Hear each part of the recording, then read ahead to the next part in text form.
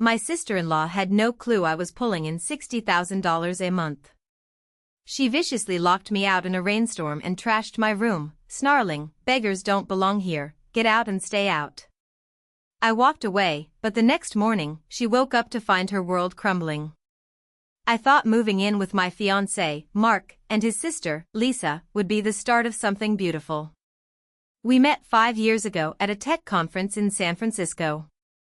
I was the shy coder tinkering with apps in the back row, he was the smooth-talking salesman charming everyone up front. We clicked instantly, coffee turned into late-night talks, and soon we were inseparable. After 4 years, he proposed under a sky full of stars, kneeling on a pier by the bay. "I'll give you the world," he said, his eyes shining. I said yes, my heart racing with hope. But 6 months ago, his company sent him overseas for a year-long project. Before he left, he begged me to move into his family's house. "Lisa's alone since Mom and Dad passed," he said. "It'll keep things stable until I'm back." I hesitated, I'd dreamed of our own little apartment, just us, but he insisted, "She's family, she'll love having you there." So, I quit my remote coding job to focus on freelancing and packed my bags, thinking I'd win Lisa over. The first day, I showed up with a nervous smile and a homemade apple pie, still warm from the oven. Lisa opened the door, her dark hair pulled tight in a bun, and stared at me like I'd tracked mud inside. "Oh, you're here," she muttered, her voice flat. I handed her the pie, but she set it on the counter without a word and turned away. That night, she plopped on the couch with a glass of wine and barked, "Dinner's not gonna cook itself. That's your job now." Her tone hit me like a slap. I hadn't signed up for this, but I swallowed my unease and headed to the kitchen, hoping she'd soften up. As I chopped onions, I felt her eyes on me, cold and sharp. When I set the table, she didn't even glance up from her phone, just gave a grunt. I forced a smile, telling myself it was just first-day jitters. But deep down, a knot tightened in my stomach. I didn't know then that Lisa would turn my life into a battlefield, or that she'd never suspect I was secretly pulling in $60,000 a month building apps in my spare time. The days after I moved in with Lisa turned into a grind I hadn't signed up for. Every morning, I'd wake up to her voice cutting through the quiet like a drill sergeant. "The kitchen's a mess, clean it," she'd snap, even if I'd scrubbed it spotless the night before. Then it was, "Run to the store, we're out of coffee," or "Vacuum the living room, it's filthy." She'd sprawl on the couch, scrolling through her phone, while I darted around like some unpaid maid. "You've got no real job," she'd say, her lips curling into a smirk. "Might as well make yourself useful." It stung. She didn't know I was coding apps in my room late at night, raking in cash she couldn't dream of, but I kept my mouth shut. Mark was counting on me to keep the peace, and I didn't want to let him down. Still, every jab she threw chipped away at my patience, and I could feel resentment simmering under my skin. One night, I was washing dishes when I caught her voice drifting from the den. She was on the phone, laughing loud enough to make sure I heard. "Yeah, she's basically a freeloader," she said. "Living off Mark, no ambition, just sits around all day." My hands froze in the soapy water. Freeloader?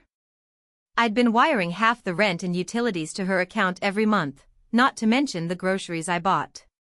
My cheeks burned, and I wanted to storm in there and set her straight, tell her I'd paid more than my share while she blew her retail paycheck on cheap wine. But I didn't. I dried my hands, took a deep breath, and let the anger coil tight inside me. Confronting her would just make things worse, and I wasn't ready to blow up Mark's family over it. Not yet. A few days later, I got Mark on a video call. His face popped up on my screen, grainy from the spotty connection halfway across the world. "Hey, babe," he said, grinning. I forced a smile, then let it slip. "Lisa's been tough," I said carefully. "She treats me like I'm her servant, and it's wearing me down." He chuckled, like I'd told him a cute story about a grumpy cat. "That's just Lisa, she's got a hard shell. Give her time, she'll come around." His brush-off hit me like a punch. I'd expected him to care, to ask questions, maybe even call her himself. "Mark, I'm serious," I pressed, but he just shrugged. "You're tough, you'll handle it." The call ended, and I sat there, staring at the blank screen, a hollow ache spreading in my chest. He didn't get it, or worse, he didn't want to. For the first time, I wondered if the Mark I'd fallen for was slipping away, replaced by someone who'd rather look the other way than stand up for me. Meanwhile, my freelance work was picking up steam. I'd started building apps years ago as a side hustle, but since moving in, I'd thrown myself into it harder than ever. Late at night, when Lisa was snoring down the hall, I'd hunch over my laptop, coding until my eyes blurred. A fitness app I'd launched hit it big, downloads spiked, and clients started paying top dollar for custom builds. By the end of the month, I was pulling in $60,000, more than I'd ever made at my old job. It was my secret weapon, a lifeline I clutched tight. I didn't tell Lisa, or even Mark. She'd probably accuse me of flaunting it, and he'd just shrug it off like everything else. So I kept it quiet, stashing the money in a separate account, letting it grow while Lisa sneered at me over breakfast, oblivious to the truth. Her taunts didn't stop, though. One morning, I was sipping coffee at the kitchen table, still groggy from a late-night coding session, when she stormed in. "You look like crap," she said, slamming a mug down. "What's your excuse today? Too lazy to even try?" I gritted my teeth, the urge to snap back clawing at me. "I'm just tired," I mumbled, but she rolled her eyes. "Tired from what? Sitting on your ass? Pathetic." She didn't know I'd just closed a deal worth $5,000, that I was keeping her lights on while she played queen of the house. I stared into my coffee, my hands trembling, and told myself to stay calm. But inside, something shifted. Her words weren't just annoying anymore, they were fuel. I'd prove her wrong, not with a fight, but by outlasting her. I'd keep my head down, keep coding, and wait for the day I could walk away on my terms. Little did she know, that day was coming faster than she could have imagined. Living with Lisa was like walking through a minefield, and it only got worse as the weeks dragged on. One evening, I was at the dining table, finishing a plate of pasta I'd cooked for us both. She'd barely touched hers, just sat there sipping her third glass of wine. I was about to clear the dishes when she leaned forward, her glass wobbling in her hand. "You're such a slob," she slurred, then tipped the wine right onto my laptop. Red liquid splashed across the keyboard, seeping into the cracks as I lunged to grab it. "What the hell, Lisa?" I yelled, my voice shaking. She smirked, leaning back in her chair. "Oops. Shouldn't leave your junk cluttering my space." I yanked the laptop away, frantically wiping it with a napkin, but the screen flickered and died. My stomach dropped, that machine held a $5,000 project due in 2 days. Hours of work, gone. Fury roared through me, hot and sharp, but she just shrugged like it was nothing. I wanted to scream that her space wouldn't even be hers without my money, but I clenched my jaw and stormed to my room, slamming the door. I couldn't afford to lose it, not yet. The next morning, I was still reeling, piecing together what I could salvage on an old backup drive. Lisa sauntered by my door, peering in with that smug look. "Still mad about your little toy," she taunted. I couldn't hold it in anymore. "Why do you hate me so much?" I asked, my voice low but steady. She crossed her arms, her eyes narrowing. "You don't belong here. Mark deserves better than some wannabe who can't even keep a job." Her words sliced into me, deeper than I'd expected. Wannabe? I'd built apps that people paid thousands for, while she rang up discount shoes for a living. But it wasn't just the insult, it was the idea that I wasn't good enough for Mark, the man I'd loved for years. I stood there, stunned, searching for a comeback, but she turned and walked off, leaving me with a knot of hurt and anger twisting in my chest. I wanted to tell her the truth, to shove my bank account in her face, but I held back. She didn't deserve to know, not yet. Mark came home for a quick visit a week later, a rare break from his overseas gig. I'd been counting the days, hoping he'd see what I was dealing with and back me up. We sat on the couch, his arm around me, and for a moment it felt like old times. Then I told him about the laptop, how Lisa had ruined it, how I'd lost a big project. She poured wine on it, Mark, I said, my voice cracking. On purpose. He frowned, but then leaned back, rubbing his neck. She didn't mean it, babe. You know how clumsy she gets with a few drinks. I stared at him, disbelief washing over me. Clumsy? She smirked while she did it. He sighed, like I was the one being difficult. Lisa's got a lot on her plate. Cut her some slack. My heart sank. This wasn't the Mark who'd promised me the world, this was a stranger picking his sister over me. I need you to talk to her, I said, almost begging. He just kissed my forehead and mumbled, it'll blow over. When he left for the airport the next day, I didn't even cry. I just felt empty, betrayed by the one person I'd thought would always have my back. After that, Lisa's attitude didn't just grate on me, it started to suffocate me.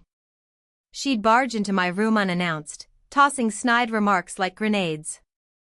Still tinkering with your little games, she'd say, eyeing my new laptop, bought with my own money, no thanks to her. Why don't you get a real job instead of pretending? I'd grit my teeth and keep typing, my fingers flying across the keys. She had no idea I'd rebuilt my client base, that I was pulling in even more cash now. $60,000 a month felt like a quiet rebellion against her ignorance. One afternoon, she caught me on a call with a client, negotiating a deal for a new app. I hung up quick, but she lingered in the doorway, squinting at me. Who was that? Some loser friend, she sneered. None of your business, I shot back, sharper than I'd meant to. Her face twisted, but she didn't push it, just huffed and left. I let out a shaky breath, my pulse racing. I was done playing nice, but I still wasn't ready to drop the bomb. Not until I had my exit plan locked in. The worst part wasn't even Lisa anymore, it was how Mark's absence gnawed at me. He'd call less often, his voice distracted when he did. I'd ask about us, about when we'd get our own place, and he'd dodge it with vague promises. Soon, babe, he'd say, but it felt like a lie. I started wondering if Lisa's venom had poisoned him too, or if he'd always been this spineless and I'd just been too in love to see it. Either way, I was on my own, and that truth hardened something inside me. I kept coding, kept stacking my money, and started plotting my way out. Lisa could mock me all she wanted, she'd never know she was digging her own grave, one cruel word at a time.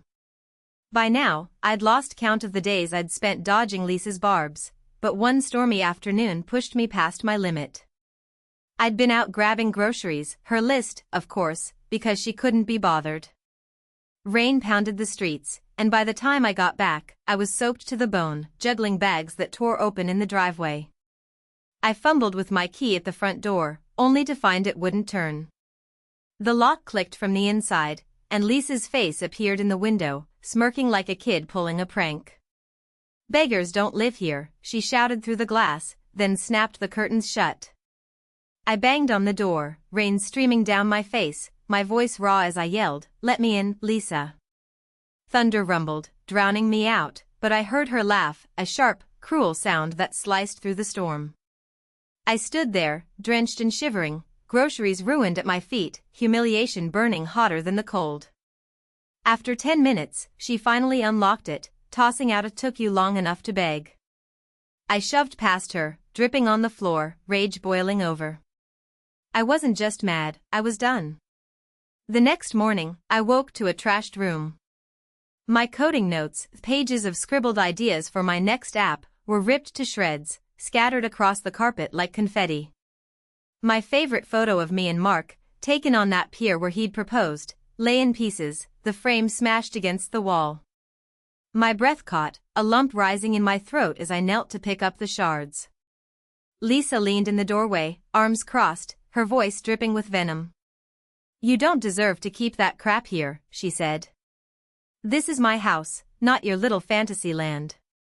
I looked up at her, my hands trembling with the broken glass, and something snapped inside me. She'd taken my work, my memories, my dignity, and for what? To prove I didn't belong? I stood, my voice low but steady. You've gone too far. She rolled her eyes and walked off, but I wasn't playing her game anymore. That was the moment I knew I had to leave. I couldn't shake the image of her smirk, the sound of her laugh echoing in my head. I locked myself in my room, pacing, trying to calm the storm inside me. I needed Mark, needed him to see what she'd done and finally take my side. I called him that night, my hands shaky as I dialed. When his voice came through, tired but familiar, I let it all spill out. Lisa locked me out in the rain, Mark. She trashed my room, my notes, our photo. I'm breaking down here. My voice cracked, tears slipping free. I waited for him to get mad, to promise he'd fix it. Instead, he sighed, long and heavy. You're overreacting, he said. She's stressed, work's been rough. You know how she gets. I froze, the phone trembling against my ear. Stressed? She's destroying me, and you don't care. He paused, then muttered, I'm not there to play referee. Figure it out. The line went dead, and I sank onto the bed, sobbing into my hands. He wasn't just absent, he'd abandoned me. That betrayal cut deeper than anything Lisa had done. After that call, I stopped pretending. I didn't care about keeping the peace or waiting for Mark to come around. Lisa could sneer all she wanted, I was leaving, and soon. I spent the next day quietly packing, folding clothes into a duffel bag while she was out. My laptop, my backup drive, my charger, those went in first. I'd rebuilt my work after the wine incident, and I wasn't letting her touch it again. My apps were thriving, my bank account swelling with every contract I closed. I didn't need this house, didn't need her approval, didn't even need Mark anymore. As I zipped the bag shut, a strange calm settled over me. Lisa thought she'd won, breaking me down piece by piece, but she'd only pushed me to see my own strength. I glanced at the torn photo one last time, then tossed it in the trash. It wasn't a memory worth keeping. By the time she got home, I'd be gone, and she'd never know the real reason I didn't need her, or her brother, to survive. I didn't look back when I left Lisa's house. My friend Jen welcomed me into her spare room, no questions asked, and for the first time in months, I slept without dread clawing at me. I threw myself into my work, coding late into the night, watching my app downloads climb and my bank balance soar. 3 weeks later, I was sipping coffee at Jen's kitchen table when the doorbell rang. Jen peeked out the window and frowned. It's Mark. And Lisa. My stomach twisted, but I squared my shoulders and opened the door. There they stood, Mark, unshaven and fidgety, Lisa, arms crossed, her usual sneer replaced by something desperate. We need to talk, Mark said, his voice low. Lisa cut in, we're broke. The rent's overdue, and I can't cover it. I leaned against the frame, arms folded, and let them squirm. And that's my problem because... Lisa's eyes widened. You've been paying half. You can't just stop. That's when I dropped the bomb. I've been paying all of it, Lisa. 60 grand a month from my apps, more than enough to keep your lights on. Guess you didn't notice. The air went still. Mark's jaw dropped, and Lisa's face flushed red, like she'd been slapped. 60 grand, she sputtered. You're lying. I pulled out my phone, opened my banking app, and shoved the screen in her face, 6 figures staring back at her. Not lying. I just didn't flaunt it while you called me a beggar. Mark stepped forward, hands up like he could smooth this over. Babe, I didn't know it was that bad with Lisa. I was stuck overseas, trying to. I cut him off, my voice ice cold. You knew. I told you about the wine, the lockout, the trashed room. You said I was overreacting. He flinched, eyes darting to the ground.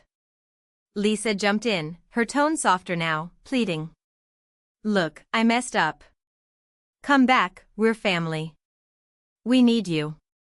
I almost laughed. Family? After everything she'd done? I shook my head. You don't need me. You need my money. There's a difference. Mark finally found his voice, quieter than I'd ever heard it. I should have stepped in. I thought Lisa would chill out, but I was wrong. I've been jobless for months, fired before I even left. Your cash kept us going. My chest tightened, not from sadness, but disgust. He'd lied about his work, let me carry them both, and still sided with her. I reached into my bag, pulled out a folded letter, and handed it to him. We're done, Mark. Sign it. He unfolded it, a breakup agreement, clean and final. His hands shook as he read, but I didn't waver. You can't mean this, he whispered. I do, I said. You picked her over me every time. I'm not your bank account, or your punching bag. Lisa's desperation turned to panic. Wait, please. I didn't mean half the stuff I did, the wine, locking you out, the photo. I was mad, okay? Come back, and it'll be different. I stared at her, remembering the rain soaking my skin, the glass cutting my fingers, her smirk as she tore me down. Different? I said. You humiliated me, trashed my life, and now you're sorry because you're broke? Ask Mark to step up, he's your brother. She opened her mouth, but nothing came out. Mark just stood there, clutching the letter, his silence louder than any excuse. I stepped back, my voice firm. I'm done bailing you out. Figure it out yourselves. I shut the door, their shadows lingering on the porch as I turned away. My heart pounded, but not with regret, with relief. I'd carried them long enough, and now I was free. They could beg all they wanted, I wasn't going back. Life after shutting the door on Mark and Lisa felt like breathing again. 2 months later, I was lounging at Jen's when my phone buzzed. Lisa, her voice frantic. The bank's taking the house. We've got no power, no water, help us, please. I leaned back, staring at the ceiling. I stopped paying your bills when I left, I said calmly.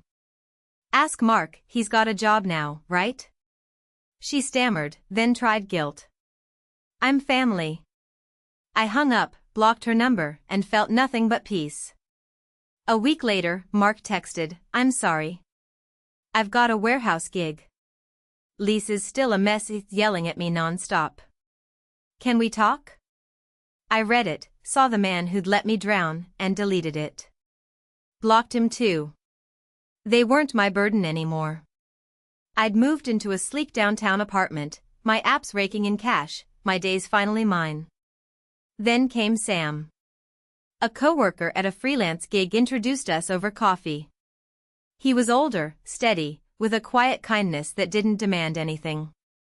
We'd grab dinner, watch old movies, laugh about nothing. No rush, no pressure, just a warmth I hadn't felt in years. One night, as we split a pizza, he asked about my past. I told him bits as Lisa's cruelty, Mark's cowardice, how I'd walked away. He listened, then said, You're tougher than you look. I smiled, realizing he was right. I'd rebuilt myself, piece by piece, and I liked who I'd become. Looking back, I don't regret leaving. Lisa's attacks, the wine, the lockout, the trashed room, weren't just mean, they were a mirror showing me what I'd let myself endure. I'd clung to Mark's promises, thinking love meant swallowing pain. But here's the lesson I learned, sometimes the hardest fights teach you your own worth. I spent too long dimming my light for people who didn't see it, letting Lisa's venom and Mark's neglect define me.